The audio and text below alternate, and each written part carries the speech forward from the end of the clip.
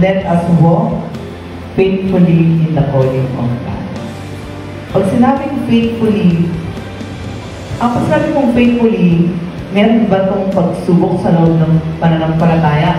Meron pagsubok sa loob ng pananampalataya. Meron bang kahirapan sa loob ng pananampalataya? Meron. Pero ano ang komisyon na binigay sa atin ng Diyos? To walk faithfully with God. First, kung kaya natin mamuhay, lumakad sa pananampalataya, kasama ang Diyos, that's the time na talagang mararanasan natin ang pagkilos ng Diyos. Kailangan natin i-acknowledge na ang Diyos ay buhay at kumikilos. Only until that time, the Spirit of God will be at work.